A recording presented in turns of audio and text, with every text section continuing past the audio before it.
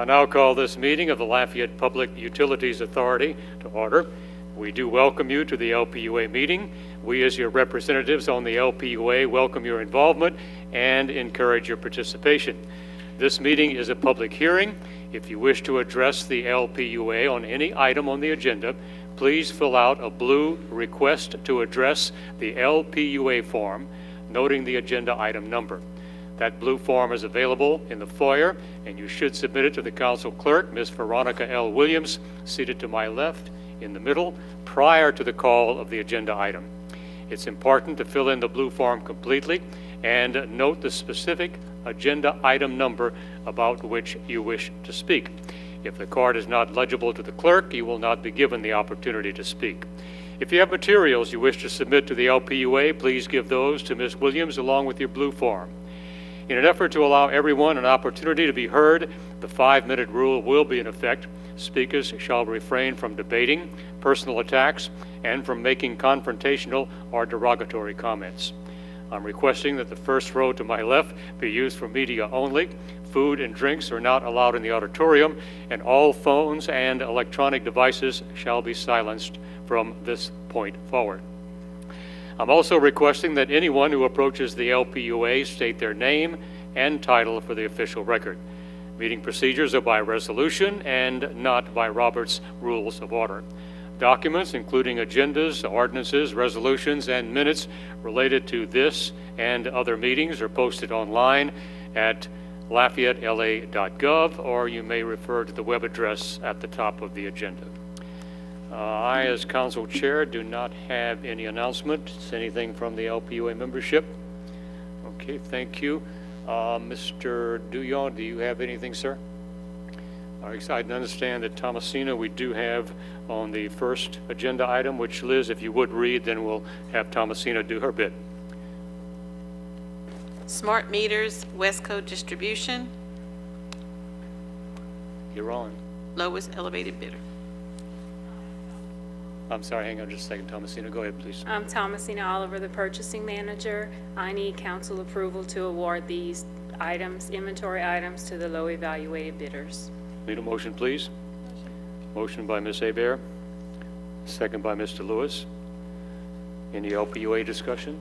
Any blue cards? Yes, sir. Let's call for the vote, please. District 3? Yes. District 4? Yes. District 6? Yes. District 7? Yes. District 8?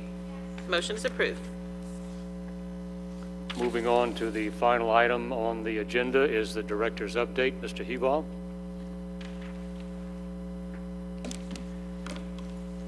Yes, good afternoon.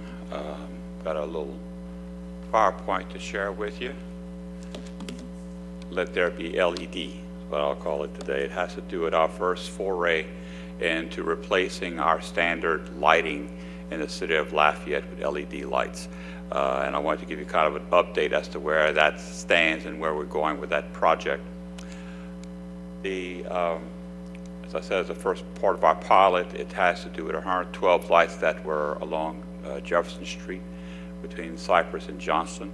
That was an area that was earmarked by the police department as an area where they wanted to have us try and get some lighting there soon, especially after the events took place at Festival International. Just more specifically, we replaced the 150 watt lights, the conventional lights, with 81 watt lights, LED fixtures. These lights are stronger and yet use less energy. Basically 75% increase in road lighting as a result of these lights, the patterns as well as the strength of the lighting, and 300% increase in sidewalk lighting. So that's the approach that we indicated we wanted to come to with you, and we have plans going beyond that point. The initial feedback we received from law enforcement officials and patrons of downtown have been very positive. They clearly can see, well, I've been there myself to take a look at it, and it provides a good visibility. Just to kind of give you a perspective how we did it, here's how the existing light fixtures looked. We took down the old fixture, put in the new fixture, and there's a final fixture in place. So that's the design of the light is better, It has a wider disbursement, so therefore you can see more on the streets as well as on the sidewalks. Overall, the plan going forward is that we're going to be replacing all of the lights in Lafayette. We have about 18,000 street lights. It'll take us about 3 years to get that done. We have that money already in the approved budget, $7 million cost. It's, the cost of the project will be offset by future electric costs, and these lights are more efficient, and reduced maintenance costs because they last much longer than the old lights did. The funding will be included in an upcoming bond issuance. We're going to have to be issuing bonds sometimes this year, and we will be including that in that bond issuance. The additional smart lighting features will be included as we go along, such as additional cameras to support police protection. So those are going to be things that kind of help to be part of when we're doing things on making changes to these poles that we can accommodate, put cameras on them, controlling the brightness of lights for certain situations and events. You know, there are some approaches that you can take that I can actually create brighter light in the event that there's a need by law enforcement officials to do so. And then using the advanced technology to provide even more enhancements to Lafayette's quality of life. So we're going to be looking at what others are doing. This is kind of a, while there's some cities that have done this before, like many new technologies, there's an evolution of new ideas, new things, new approaches. We're going to be keeping up with that as we go forward with replacing the lights again over the next 3 years. And there'll be more LPU updates to come. So as we reach certain milestones, or sort of next areas we're going to serve and so forth, we're going to be sharing that with you.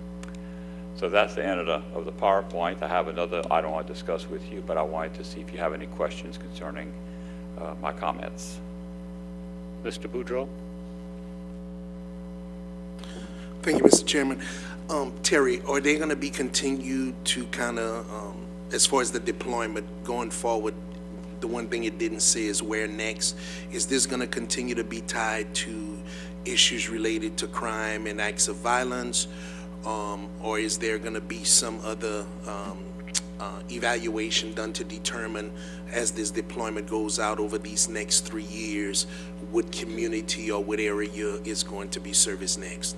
Yeah, what our plans are is to sit with the police department, and because we just finished putting these up, so get their reaction, which has been positive so far, so what we've done, and then look at what are the next areas that they think would be most beneficial to their cause, and then try to work in those areas at the same time, looking for, you know, a more a broader penetration across the city as a whole. So I anticipate what's going to happen. Instead of us having our own resources install these lights, we're going to be contracting that out. So therefore, we can leverage having more crews out there to get it done more quickly and to cover the whole city. But we are, our first plan is to meet with the police department and get their input so that we can be sure that we're hitting the areas that they think would be most beneficial for safety in the community. All right, thank you. Any other questions on this issue? Thank you. Terry? Second thing I don't have a PowerPoint. I know it probably disappoints some of you. Yeah, we're doing some testing of our gas pipeline. You may recall that we actually own a high pressure gas pipeline between Lafayette and Dusson. It's a second line that goes to the Doc Dion power plant that's behind my office. The idea of that took place probably 30 years ago. The idea of that was to try to have two sources of gas coming in versus one, so therefore we weren't just relying only on one source coming in, but we had a second source, and that provided for not only reliability benefits in those days, but also pricing benefits. You could buy gas perhaps cheaper from one gas line to the other. There are some requirements that the state and federal government has on testing those lines, and while we've done some testing in the past from the Dusson side, this time we're testing from the Lafayette side. So you may get calls every now and then from someone asking what's the flare that we have behind the power plant, and it's nothing.